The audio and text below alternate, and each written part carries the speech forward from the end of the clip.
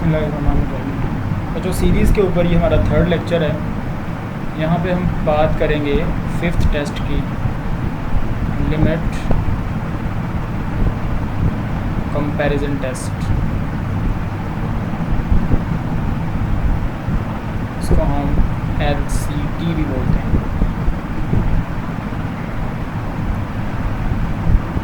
For to series, हमारे पास दो series हैं, 1 to infinity an and 1 to infinity bn।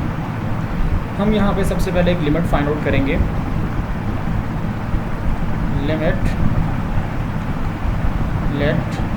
Limit n approaches to infinity, nth term of this series को इसकी nth term को divide कर देंगे an ओवर bn, और इसकी जो वैल्यू आएगी उसको हम l का नाम दे देते हैं। ये जो लिमिट है, इस क्वोशंट की जो लिमिट आती है उसको हम l का नाम दे देते हैं। अब l के बारे में हम यहाँ पे l पे कंडीशंस लगेंगी। l हमें बताएगा इनकी कन्वर्जेंस और डाइवर्जेंस के बारे में। फर्स्ट पॉइंट हमारे पास क्या है, if l is not equal to 0 और इन्फिनिटी, यानी हमारे पास l ना तो 0 है ना इन्फिनिटी है, बल्कि वो कोई finite and non zero number है। फाइनाइट भी है और नॉन ज़ीरो भी है। Finite and non zero real number अगर l की वैल्यू आ जाती है, then series an and series bn behave same. अब यहाँ पे जो सीरीज़ an होगी, ये जो सीरीज़ है ये हमें गिवन होगी। हम सीरीज़ bn अपनी मर्ज़ी से कोई ऐसी सीरीज़ बनाएंगे जिसकी कन्वर्जेंस या डाइवर्जेंस के बारे में पता होगा, और उसके बाद हम ये लिमिट फाइंड आउट करेंगे। अगर ये लिमिट कोई फाइनाइट और नॉन ज़ीरो नंबर आ गई तो इसका मतलब होगा अगर ये सीरीज़, ये वाली सीरीज़ कन्वर्ज करती है तो ये भी कन्वर्ज करेगी, और अगर ये डाइवर्ज करेगी, bn डाइवर्ज करेगी, तो फिर an भी डाइवर्ज करेगी। तो फर्स्ट पॉइंट इसका ये है, यानी दोनों का बिहेवियर फिर सेम होगा। तो जो कुछ इन्फॉर्मेशन हमारे पास एक सीरीज़ के लिए होगी, दूसरी सीरीज़ के लिए भी वही इन्फॉर्मेशन हम यूज़ करके उसकी कन्वर्जेंस या डाइवर्जेंस को डिसाइड कर सकते हैं। Number 2, if l is equal to 0, अगर l 0 हो जाए तो फिर एक और कंडीशन भी हमें देखनी पड़ेगी। l 0 हो जाए and the series bn is convergent. अगर l की वैल्यू 0 आ जाती है तो फिर एक्स्ट्रा एक और कंडीशन लगानी पड़ेगी कि जो bn सीरीज़ है जिस पे हमने डिवाइड किया था वो कन्वर्जेंट हो। अगर वो कन्वर्जेंट होगी then series an is also convergent. आप ये सोचेंगे ये तो कंडीशन वैसे ही है कि ये कन्वर्जेंट है तो ये भी कन्वर्जेंट है, लेकिन यहाँ पे आपने ये बात ध्यान में रखनी है कि अगर l की वैल्यू 0 आ गई तो फिर bn अगर कन्वर्जेंट होगी तो an कन्वर्जेंट होगी, लेकिन अगर bn डाइवर्जेंट हो जाए तो फिर an के बारे में हमारे पास कोई इन्फॉर्मेशन मौजूद नहीं होगी अगर l की वैल्यू 0 आ जाए। और l की वैल्यू 0 या इन्फिनिटी नहीं आती, कुछ और आती है, तो फिर तो अगर bn डाइवर्जेंट है तो an भी डाइवर्जेंट, bn कन्वर्जेंट तो an भी कन्वर्जेंट। लेकिन अगर l की वैल्यू 0 आ जाए तो हम एक और एक्स्ट्रा कंडीशन उस पर ऐड करेंगे कि हमारे पास जो bn सीरीज़ है वो कन्वर्जेंट हो। अगर वो कन्वर्जेंट है तो फिर an भी कन्वर्जेंट होगी, अगर वो डाइवर्जेंट होगी तो फिर an के बारे में हमारे पास कोई इन्फॉर्मेशन मौजूद नहीं है। Third point, if l infinity हो गया, यानी ये लिमिट हमने फाइंड आउट की और इसकी वैल्यू हमारे पास इन्फिनिटी आ गई, तो उसके ऊपर भी हम एक कंडीशन अप्लाई करेंगे and the series bn is divergent. Infinity आ जाए तो bn डाइवर्जेंट हो, तो ये दो कंडीशन अगर मौजूद होंगी देन हम कह सकेंगे कि series an is also divergent. हाँ, थर्ड पॉइंट के अंदर अगर ये सीरीज़ bn कन्वर्जेंट हो जाती है, यानी l की वैल्यू इन्फिनिटी आई और bn कन्वर्जेंट है, तो an के बारे में हमारे पास कोई इन्फॉर्मेशन मौजूद नहीं होगी। तो ये 3 पॉइंट लिमिट कंपैरिजन टेस्ट के अंदर आपने बड़ी अच्छी तरह से ध्यान में रखने हैं। चीज़ मैंने आपको पहले बताई थी कि डाइवर्जेंट को आप याद रख सकते हैं इन्फिनिटी के साथ रिलेट करके, और कन्वर्जेंट को आप याद रख सकते हैं किसी फाइनाइट नंबर, और यहाँ पे इसके अंदर आप इसको ज़ीरो से रिलेट कर लें इस टेस्ट के अंदर कि अगर हमारे पास लिमिट की वैल्यू ज़ीरो आए तो बी एन कन्वर्जेंट हो, तो फिर ए एन भी कन्वर्जेंट होगा। और अगर एल की वैल्यू इन्फिनिटी आए और बी एन डाइवर्जेंट हो तो ए एन भी डाइवर्जेंट होगा। और इसके अलावा जो अगर इस केस के अंदर, सेकंड केस के अंदर, अगर एल की वैल्यू ज़ीरो आती है और बी एन डाइवर्जेंट है तो फिर ए एन के बारे में हमारे पास कोई इन्फॉर्मेशन मौजूद नहीं होगी। नेक्स्ट टेस्ट है बच्चों हमारे पास ratio test.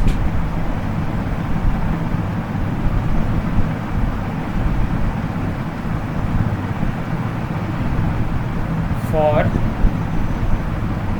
A series A N.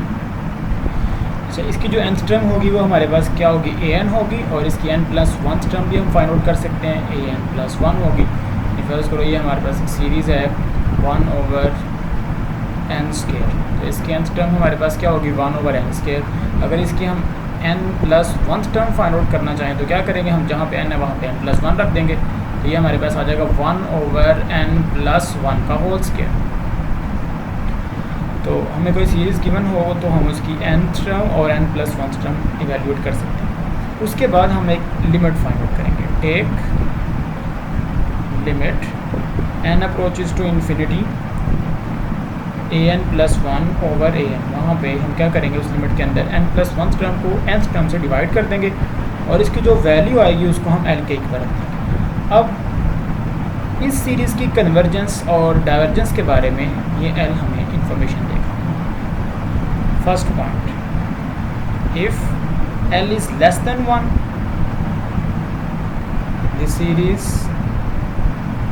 Is convergent।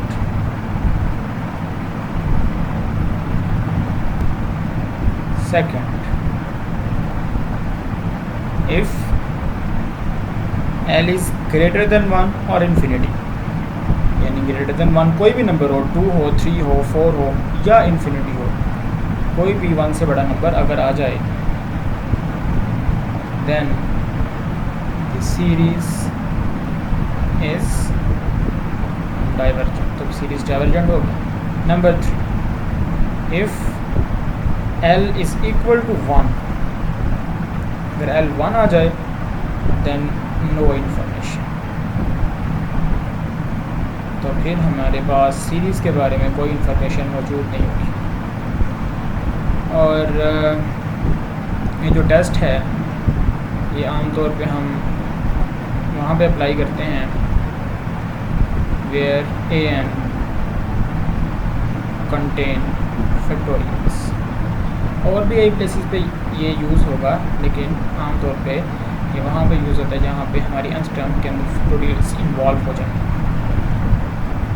और अगर ये मैंने आपको बताया थर्ड पॉइंट कि अगर l की वैल्यू 1 आ जाए तो फिर कोई इन्फॉर्मेशन हमें इस टेस्ट से नहीं मिलेगी, हम कोई और टेस्ट यूज़ करेंगे उस सीरीज़ की कन्वर्जेंस या डाइवर्जेंस चेक करने के लिए। मैं आपको एग्जाम्पल देता हूँ यहाँ पर।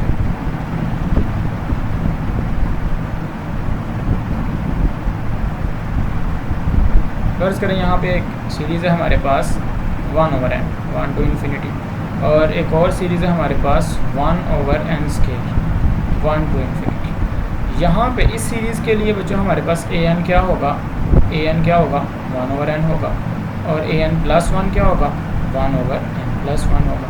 अब ज़रा लिमिट कैलकुलेट करें, limit n approaches to infinity an+1 यानी 1/n+1 ऊपर रखा और नीचे 1/n रखा,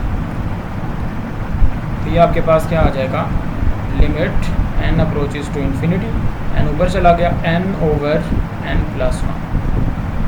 अच्छा, अगर इस तरह का केस आ जाए कि ऊपर नीचे वेरिएबल की पावर्स जो मैक्सिमम पावर है वो सेम हो, तो उसकी limit n approaches to infinity आपने कैलकुलेट करनी हो, तो आप जस्ट उनके कोफिशिएंट, यहाँ पे ऊपर हाईएस्ट पावर ऑफ वेरिएबल का कोफिशिएंट 1 है और नीचे भी हाईएस्ट पावर ऑफ वेरिएबल का कोफिशिएंट 1 है, और हाईएस्ट पावर ऑफ वेरिएबल ऊपर और नीचे सेम है, तो आप क्या करेंगे, जस्ट उनके कोफिशिएंट्स लिखते हैं 1/1। तो ये क्या आ गया, 1 आ गया, इसकी वैल्यू 1 आ गई, यानी हमने लिमिट की वैल्यू l की वैल्यू फाइंड आउट की तो और 1 आ गई। और हम पी सीरीज़ टेस्ट से इसके बारे में जानते हैं कि ये सीरीज़ डाइवर्जेंट है, क्योंकि यहाँ पे पी की वैल्यू 1 है और हमने कहा था कि अगर पी की वैल्यू ग्रेटर देन 1 हुई तो तब तो हमारी सीरीज़ कन्वर्जेंट होगी, अदरवाइज़ वो डाइवर्जेंट होगी। और यहाँ पे 1 आया है। अब 1 देख के हम उसकी कन्वर्जेंस या डाइवर्जेंस के बारे में कुछ नहीं कह सकते। आप इस सीरीज़ को चेक करें ज़रा। इस सीरीज़ के अंदर ए एन किसके इक्वल है? 1/n² के इक्वल है। और ए एन प्लस 1 किसके इक्वल है? ए एन प्लस 1 1/n+1 के स्केयर के इक्वल है। यहाँ पे आप जब लिमिट इवैल्यूएट करेंगे, limit n approaches to infinity an+1/an, तो ये आपके पास क्या आ जाएगा? 1/1 प्लस या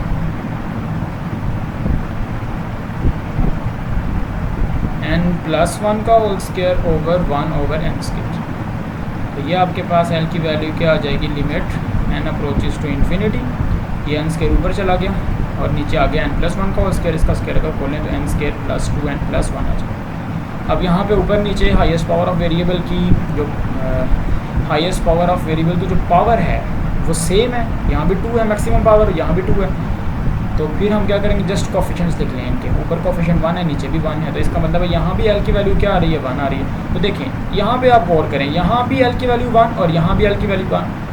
और ये सीरीज़ क्या है? डाइवर्जेंट है। और ये सीरीज़ क्या है? कन्वर्जेंट है। तो हमारे पास दो ऐसी सीरीज़ मौजूद हैं कि एक डाइवर्जेंट है और एक कन्वर्जेंट है, और दोनों की जो लिमिट है वो 1 आ रही है। इसका मतलब हुआ कि अगर लिमिट 1 हो तो सीरीज़ कन्वर्जेंट भी हो सकती है और डाइवर्जेंट भी हो सकती है। इसलिए हमारे पास इस टेस्ट के ज़रिए किसी सीरीज़ की कन्वर्जेंस या डाइवर्जेंस की कोई इन्फॉर्मेशन मौजूद नहीं होगी।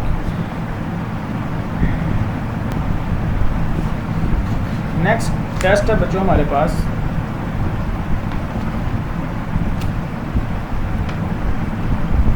Root test.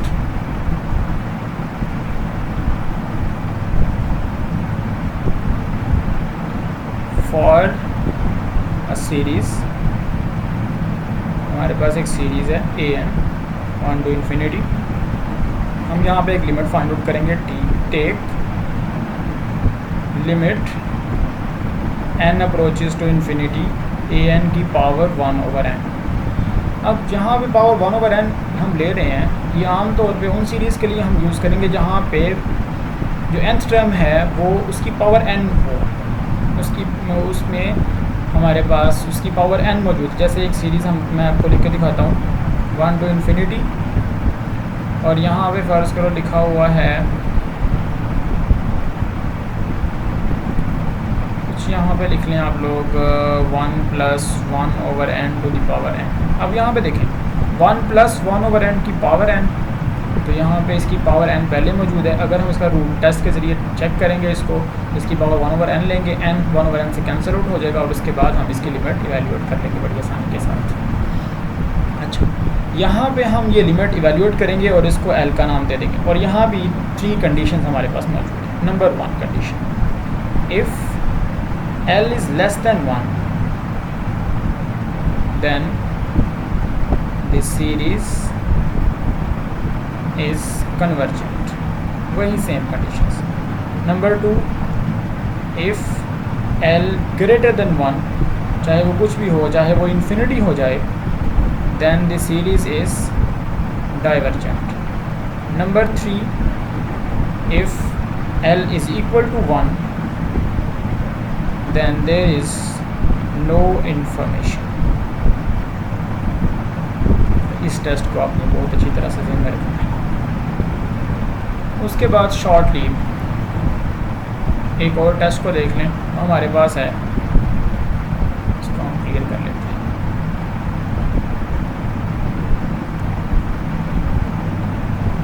Alternating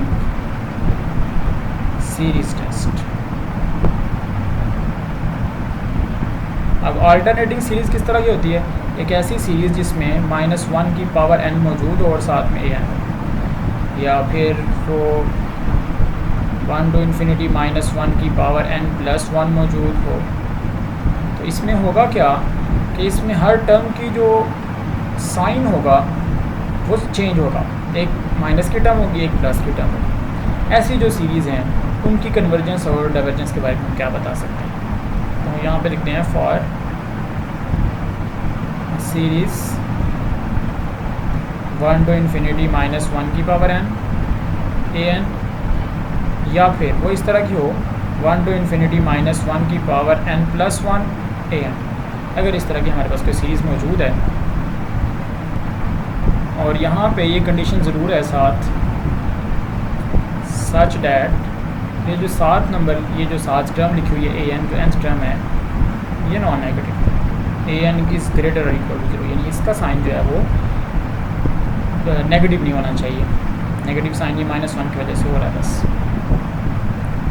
then for all N ये ऐसा अगर है, देन नंबर 1 दो कंडीशन लगाएंगे। अगर if limit n approaches to infinity an, यानी इस an के ऊपर हम लिमिट लगाएं n अप्रोचेज टू इन्फिनिटी तो 0 के इक्वल आ जाए, नंबर 1। एंड सेकंड कंडीशन हमारे पास क्या है, सेकंड कंडीशन ये है कि सीक्वेंस an, अगर हम इसकी nth टर्म है उसको यूज़ करके एक सीक्वेंस बनाए an, तो वो डिक्रीजिंग सीक्वेंस हो, इज़ अ डिक्रीजिंग सीक्वेंस। अगर ऐसा हुआ, ये दो कंडीशन सेटिस्फाई हुई, देन द सीरीज़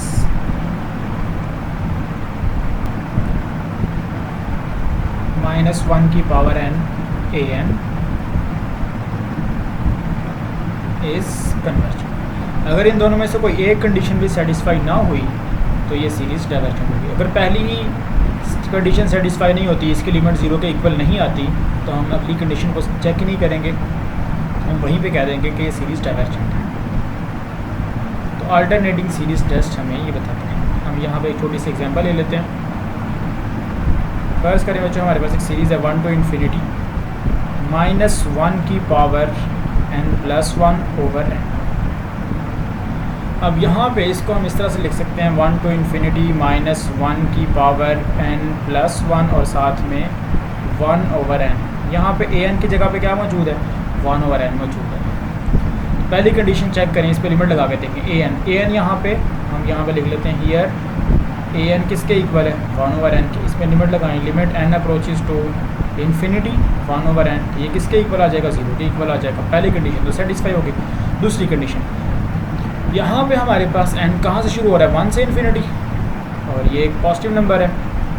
इसका मतलब है कि n+1 जो होगा ये बड़ा होगा n से। अगर हम इसका रेसिप्रोकल लें तो 1 ओवर n+1 जो है ये छोटा हो जाएगा 1 ओवर n से। इसका मतलब है अगली टर्म ये हमारे पास है an+1 टर्म, ये कम हो गई है an से। तो इसका मतलब है हर अगली आने वाली जो टर्म है वो छोटी हो रही है। दिस मीन्स यहाँ से हम कह सकेंगे कि ये जो सीक्वेंस है an इज़ डिक्रीजिंग, ये डिक्रीजिंग सीक्वेंस। अगर ये डिक्रीजिंग सीक्वेंस है तो फिर ये हमारे पास जो असल सीरीज़ है वो अल्टरनेटिंग सीरीज़ टेस्ट के ज़रिए कन्वर्ज करती है। इस तरह से बहुत सारे एग्जांपल्स आप इसकी क्रिएट कर सकते हैं। इन टेस्ट को आप, इन जो हम टेस्ट पढ़े हैं इनको आप जेब में रखें, और नेक्स्ट टेस्ट है हम उनको किसी और लेक्चर में डिस्कस करेंगे। अभी के लिए इतना ही। अल्लाह हाफिज़।